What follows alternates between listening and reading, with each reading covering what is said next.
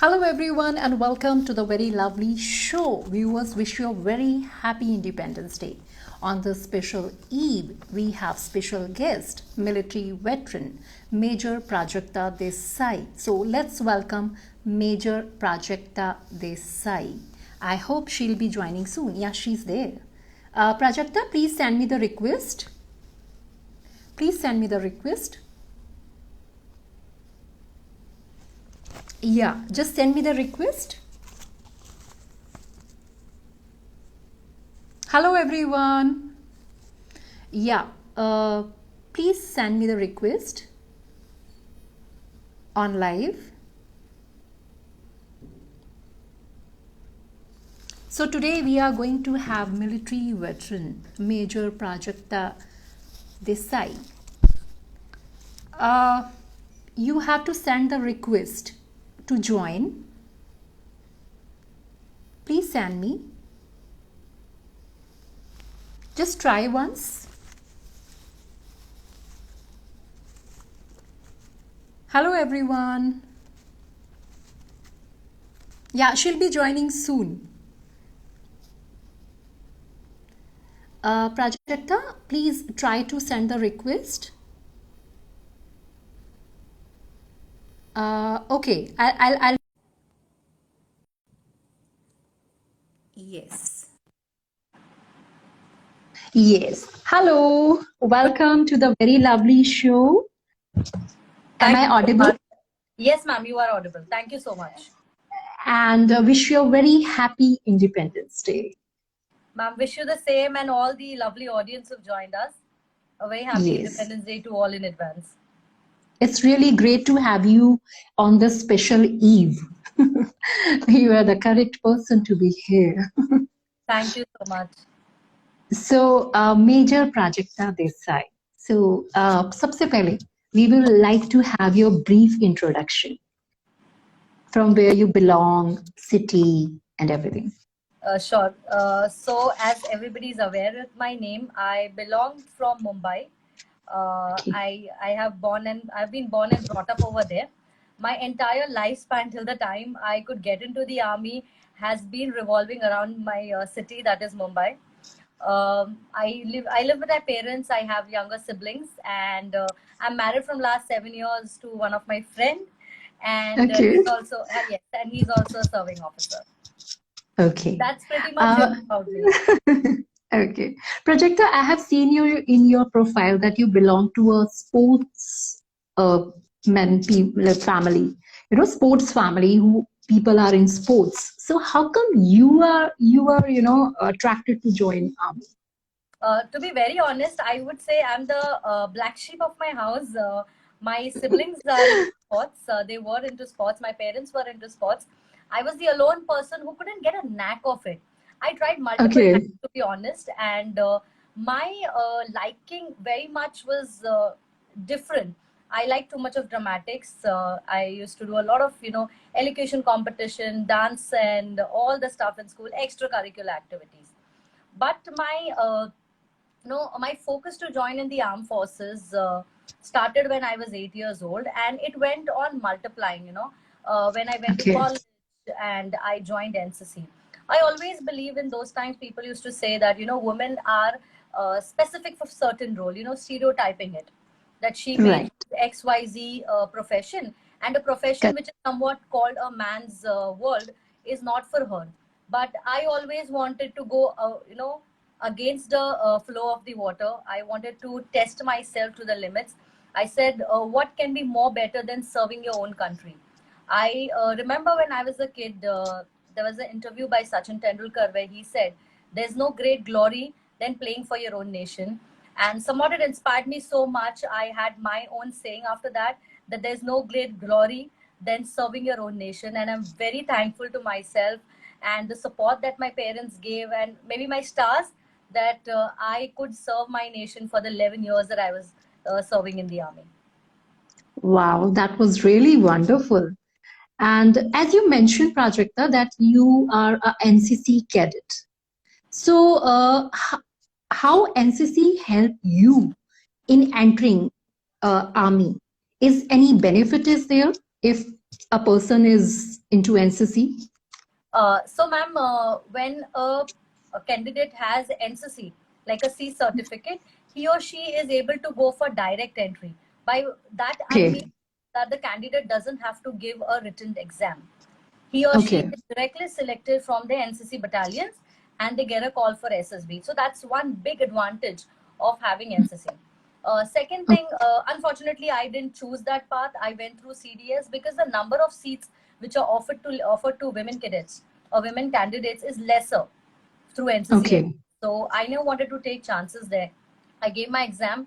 I went through the CDS entry. But the biggest support that I say NCC, or it grooms you. It takes you, I would say, a few steps ahead than what a other candidate would be towards your goal. Okay. You learn a lot of good drill there. And if we talk about the academy, Officers Training Academy or Indian Military Academy, or for any academy for that matter, the more amount of punishments that a cadet gets is because lacking in drill. And if you're an NCC cadet and if you are, if you mastered your drill, trust me, you are going to escape most of the punishments over there.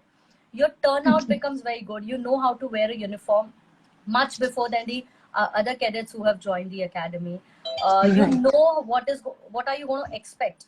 You may not know 100%, but at least you are, as I said, few steps ahead than others if you have NCC.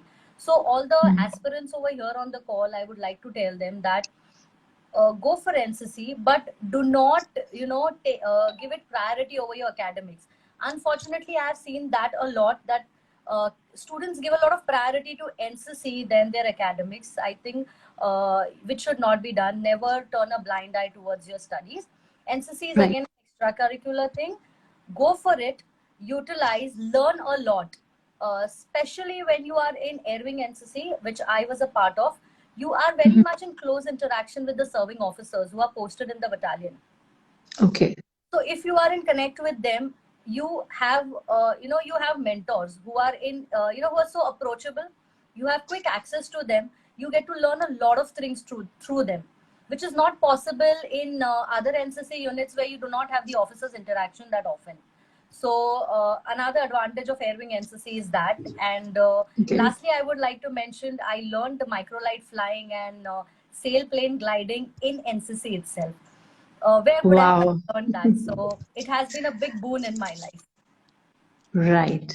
And as you mentioned that, about SSB, everybody is having that Hawa, SSB.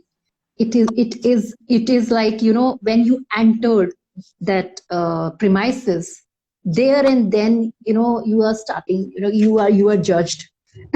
So what is it all about? How was your? Yeah, it's a very, I will say, a very stringent process. I was selected in my second attempt because in my first attempt I was screened out. I have told it on multiple lives that I went, completely overconfident. A person who thought that it's me only, जैसे कहते हैं ना ma'am, that मैं हूँ, मेरे आगे कोई नहीं है.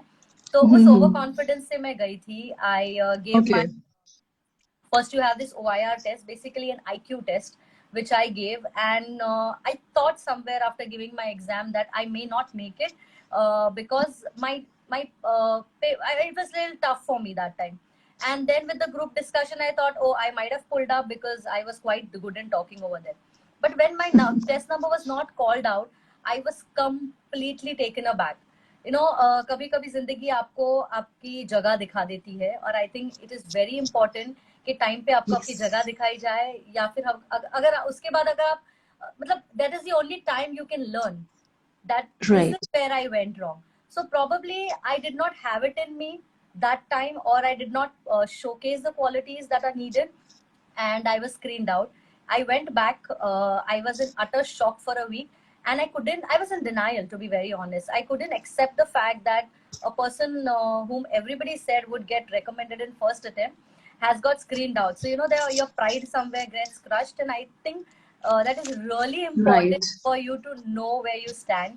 I got a much humbler than what I was. I took a step back.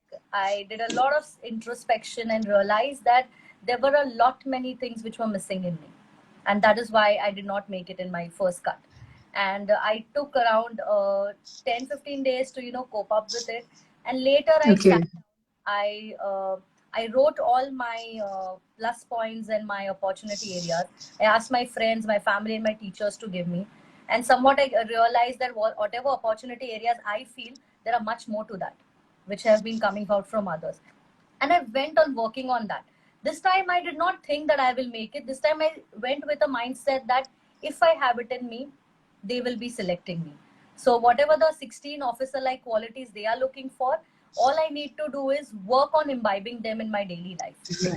Right. I personally feel, ma'am, that there is no book. There might be a lot of books for SSB, but I personally feel there is no book that can develop your inner self. It's in your hands. It's how you behave. It's what you think. That is what is going to make a difference. So SSB and all is really tough, but it is not impossible. If you actually prepare yourself in a right way, you will crack it. And second thing is, ma'am, clarity of thoughts. Many candidates go without thinking, without being clear on what should be spoken, what not should be spoken, what are the things that you need to prioritize at that moment. If that is all looked after, I'm sure maximum of them will clear. Right. So after SSB, your training part comes. And I think it's a ragda kind of a thing, day to night. So how was that experience? So when I was 21st in my merit against the seat of 20, and I think I was destined to be there. So it's a long story actually. The seats kept on increasing, and finally they stopped at 20. I was 21st in the merit, but still somewhere I had a hope that I may make it. So I used to go to gym. I used to do a lot of strength training because I knew the exercise that they will make you do there. You need to have strong muscles. If you do not have a strong body, or you do not have that kind of a fitness, you may end up having a lot many injuries. And that 1 year is such a short time for you to cope up with your injuries and at the same time do your tests. So you will fall back either on your health or on your your curriculum. So keeping that in mind, I went on making myself really tough, doing gym. That time I was able to do pull-ups and all. I went again with a lot of confidence that yes, I'm going to make it. My first day in the academy, people were having a lot of punishments, and one of my seniors said, "You do one push-up, and I'll give you this chocolate." So because I was quite trained that time, I said, "Ma'am, you want one?" He said, "Yes, one, just proper one push-up." And I went on doing 25, and people were looking at me and like, "She's the one because of whom we are going to get punishment because this girl is come to." But ma'am, within no time, I'll tell you, no time again, my mental abilities were tested. A few times I just said to myself, why the hell am I here? Because out of the 24 hours that you have, almost 18 hours you get that ragda, mental, physical, everything.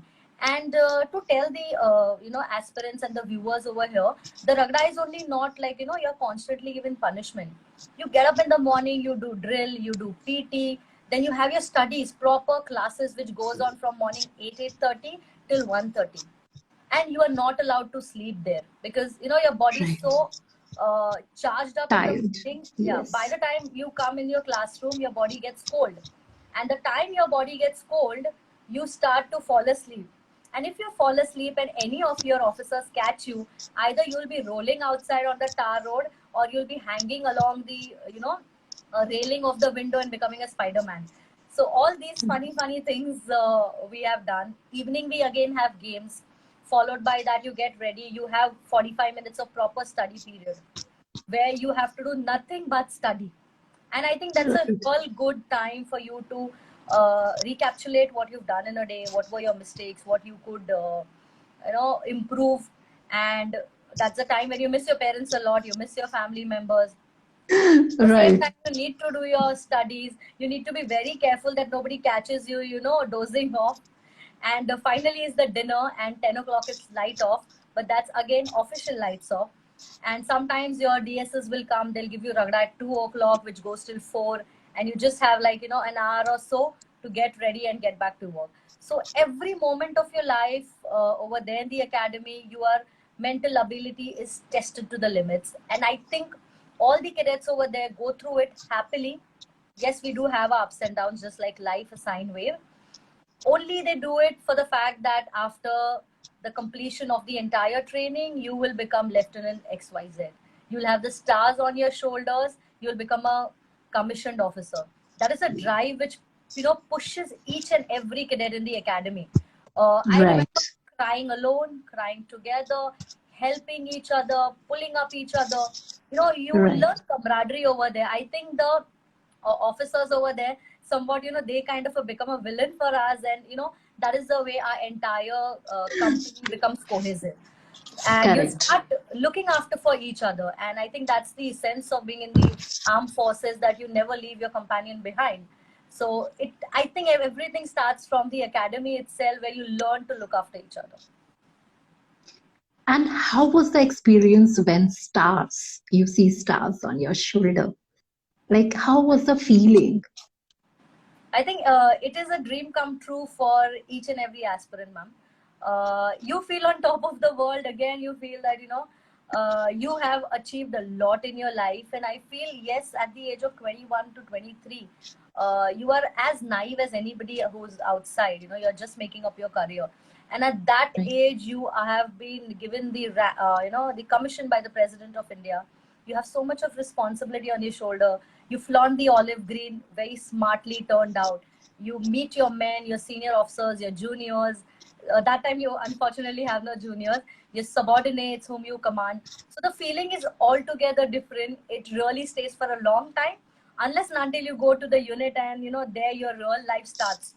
What you have learned in the academy is just probably the kindergarten. The entire schooling and college is still left, which you do when you go in your unit and you start serving. Right. So it must be, it's like I am, going through your life, everything, as you are telling, as I'm experiencing everything. It's such a wonderful feeling to have. And as you mentioned that, that rank is given. And I think it's only in the defense organization, this rank remains with you forever. Yes, ma'am. Yes, absolutely. Even after retirement, even after hanging a dress. So it's amazing feeling. Yes. So how was the experience in this organization, working in this? So ma'am, when I got commissioned again, we're on cloud 9. You think that you've achieved a lot in your life, but when you go into the unit, you're the baby of your unit. You are the person who's youngest in age, in experience, in rank, in everything.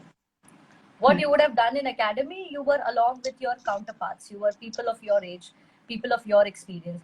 But once you enter in your unit, you know that you just have passed the kindergarten, as I said, and there is a lot to learn.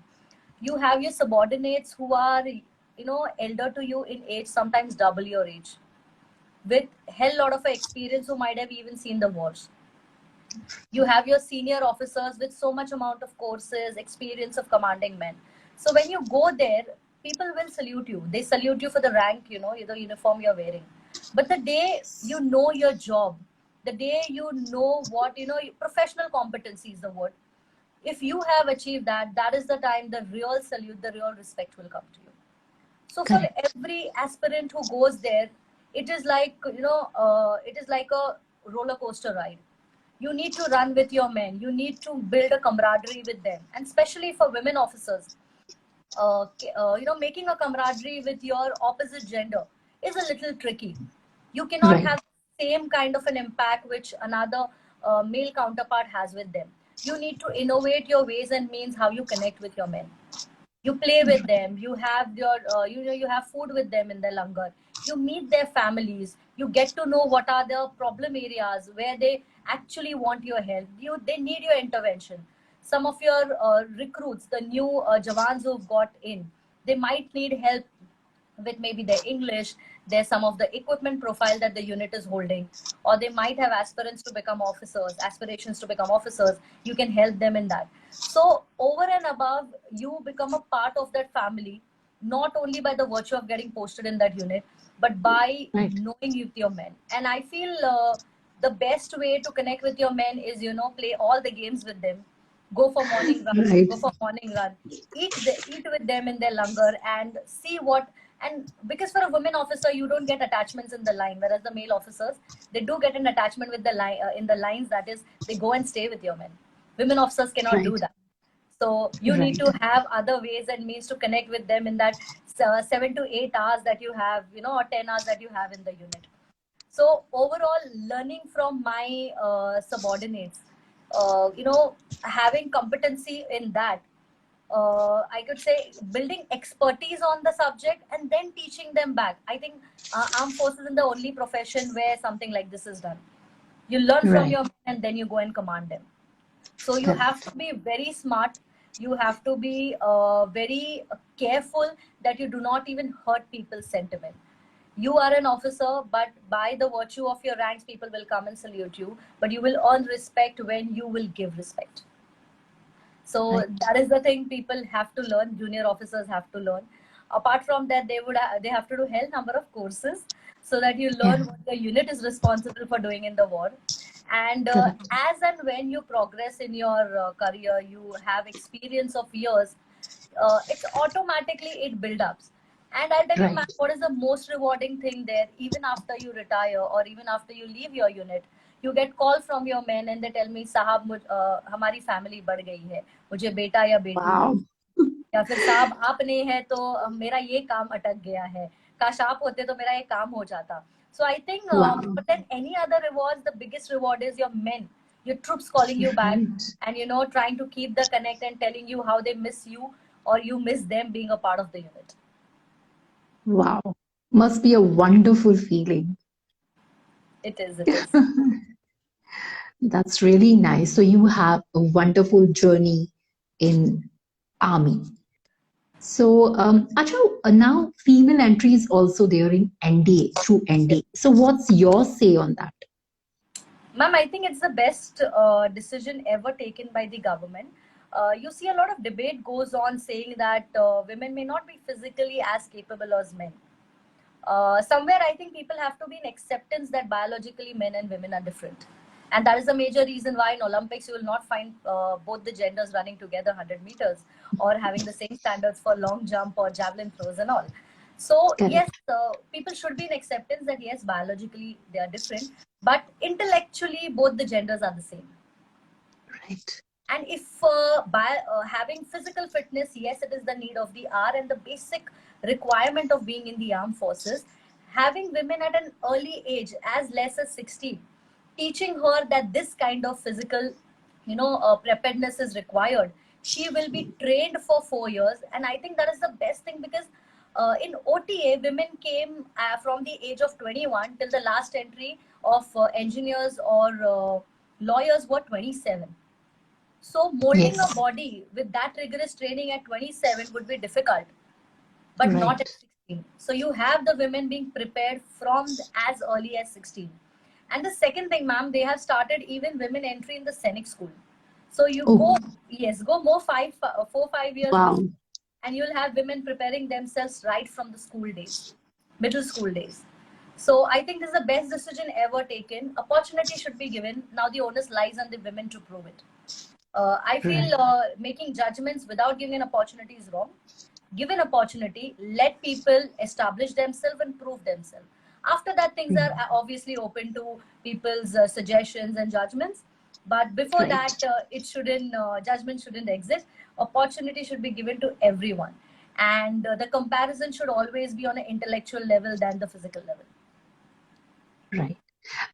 Prajakta, can you please mention once your ID so people who want any information regarding entry in army or entry in this organization, can you please just mention your ID once? Yes, ma'am. It is Major Prajakta Desai only. I think there are 2 underscores in between. I really do not recollect. But if they write Major Prajakta Desai, my ID will pop up. So all the viewers who want to join army or any question is there, you can DM her and ask her how to go about it. So Prajakta, now you have,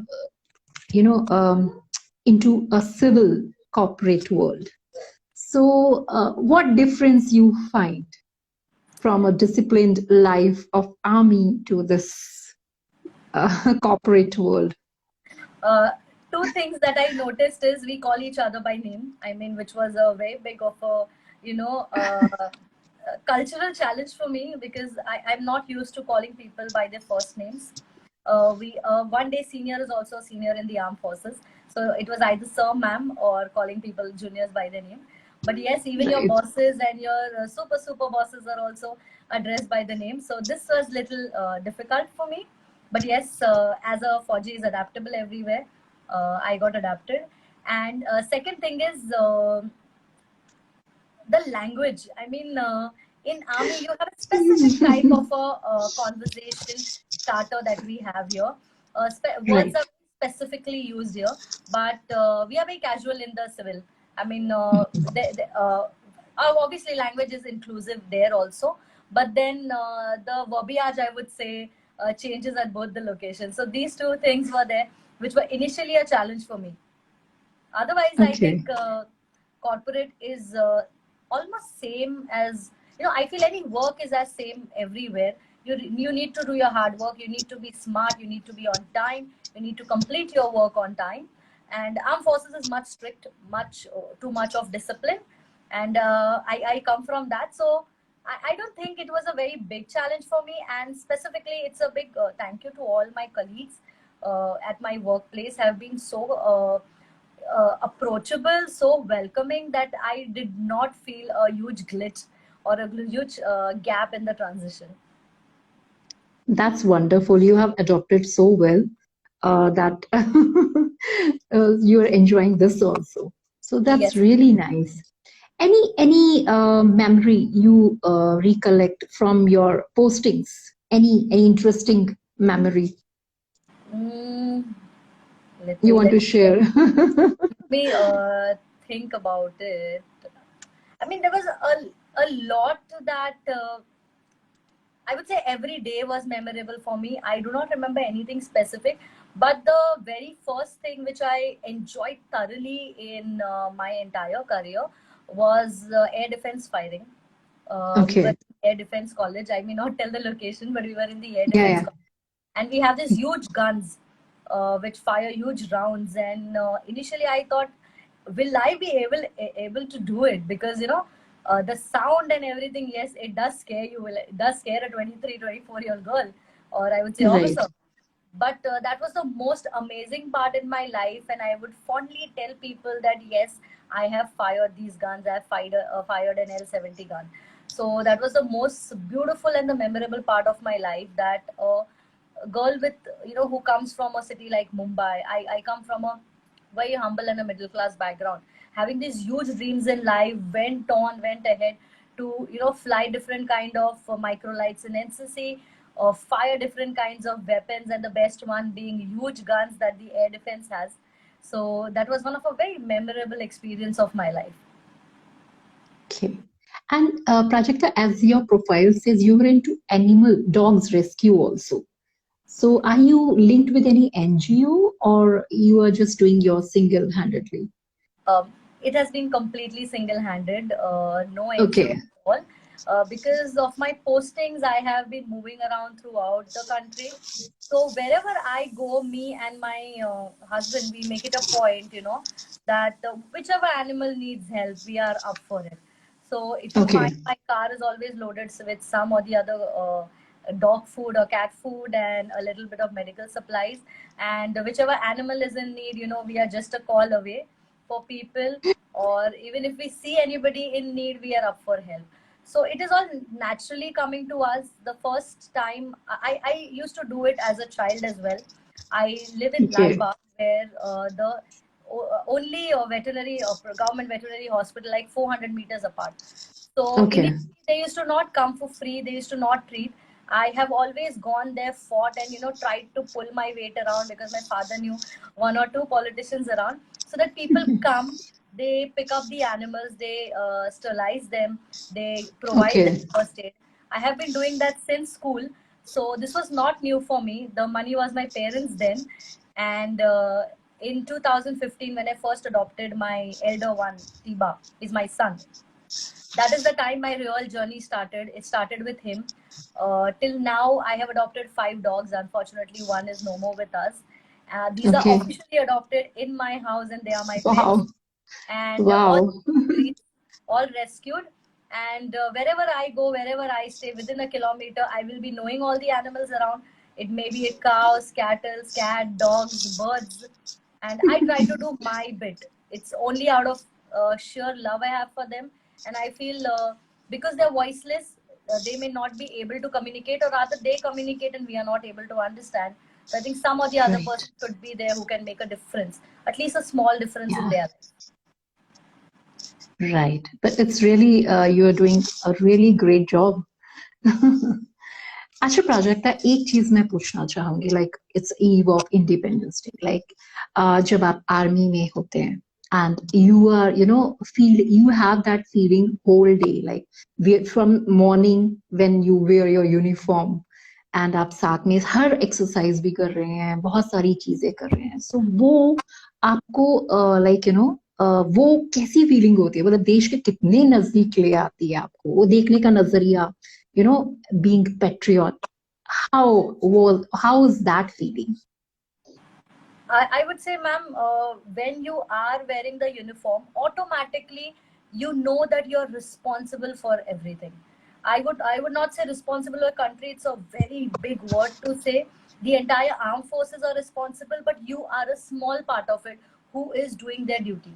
So morning when you get up, I was an air traffic controller. So my job lies to get my aircrafts back on, the runway safely, to let them take off safely, monitor the weather. So I always came every time when I moved out. I had this habit of looking at myself in the mirror whether I'm properly dressed. None of my, medals or my ranks have been left and right. And walking with the only sheer passion that today, when I go and do my work should be so apt that because of my my mistakes, no mishap should happen. I should not let my guards down, that something can happen to what I'm responsible for. So it automatically flows in you. I feel every officer who is commissioned is there to do his or her job. And collectively, if you see, the magnitude is so much that in turn you are actually guarding your nation. So my job has been really small. I would say my contribution as a single officer, but whatever I have done till date, I have done with so much of passion, is only because I have love for my motherland. And I feel it's morally, I am obliged to do it. जैसे कि ma'am कहते हैं, जिस मातृभूमि में आपने जन्म लिया है, आपका कोई कर्ज बनता है उसके टूवर्ड्स. तो मैंने मेरा कर्ज निभाया था 11 साल नौकरी करके. And I feel apart from that also, it's an everyday responsibility for me as a citizen to do at least something really small that can help my country, or rather the entire world, in some or the other way. We are really proud to have officers like you, really. And it must be a very difficult feeling, na, Prajakta, to hang a uniform. It's... Yeah, you feel like, you have that pride in you when you're wearing the olive green and wearing your stars and Ashok's thumb. But the day you hang it, that is the most emotional day of any Fauji in his life, in his or her life. Yes. Because what you have worn day in and out, I mean, this actually forms an integral part of you. Till date, I have one set of each of my uniform hanged in my cupboard, as it was from last 11 years. So that has not changed. My shoes are still on the rack. I have not packed it. So it still lies over there. Even if I'm not wearing it, mentally, I am still, into that zone that yes, I was a part of Indian Army and I'll always be. And you will always remain Major Prajakta Desai. Yes. It's really great to have you here. And what advice would you like to give to a young aspirant who wants to join Army? I keep giving a lot of advices on all my lives, but today I'll tell them, have your clarity of thoughts. If you're not clear where you want to go, be it armed forces or any other career, if you are not sure where you want to go, you will end up in a place where you don't want to go. So have clarity of thoughts, focus, prioritize, and jot it down what you actually want to do. You must be clear. The aim should be clear in your head. And I think that is one of the things that is required to get into the armed forces. We have around 16 officer-like qualities, and few of them are completely non-negotiable. Some are coachable. Some opportunities are coachable. You can coach a person, you can train a person to become like this. But some are completely non-negotiable, like having courage, like influencing ability. Because we need leaders on whose word the entire troops follow them in battle. We are not taking machines in battle. We are taking humans in battle. I would say you're taking souls in battle. And battle doesn't always mean an infantry unit marching into, the front and facing the enemy. A battle is everything. As I said, every small work that every officer does in his or her branch is all culminating for that holistic effect that we have. So these certain qualities are really non-negotiable, and people should start working upon them. And a lot of aspirants ask me, okay, ma'am, how do you work on this? The first thing I tell them is, try being a good human.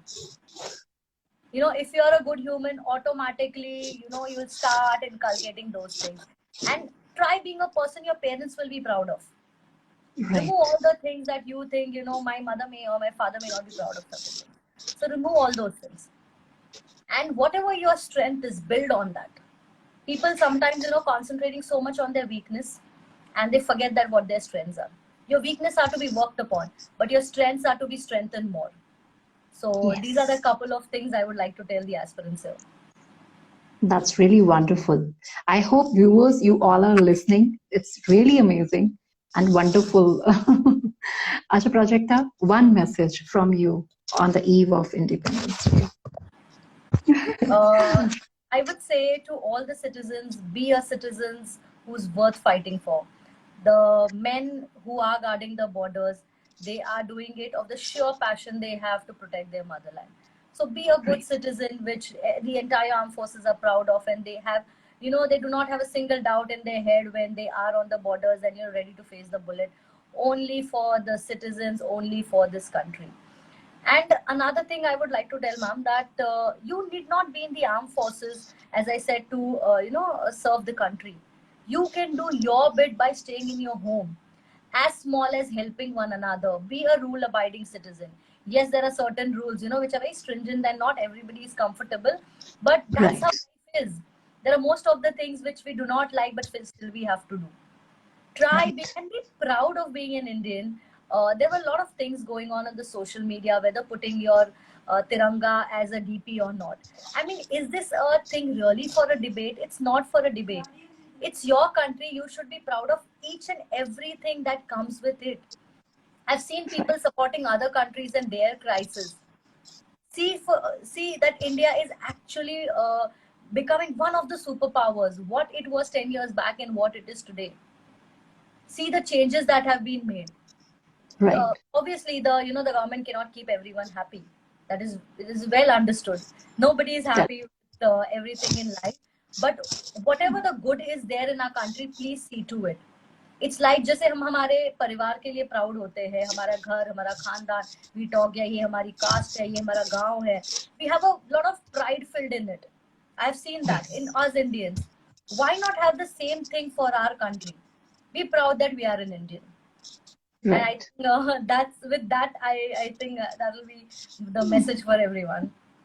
Yes. Time to wrap up. Once more, please tell your ID so that they can follow you. So it is Mr. PRAJAKTA Desai, and if at all any aspirants have any questions, I do all answer them on DPs, or sometimes I do a Q&A session where all the questions also get answered. So all the viewers, please follow her, and you will definitely get your answers. Follow me, da.very.lovely, and stay tuned for next update. Thank you, Prajakta. It was really great to have you on this eve. Happy Independence Day again to you and to all the viewers. Thank you so much, ma'am. It was really great talking to you all. Thank you. Same here. It was really informative. Stay safe, stay healthy, and take good care of yourself. And thank you so much. Thank you for having me. Bye, ma'am. Bye. Thanks. Bye-bye. Bye.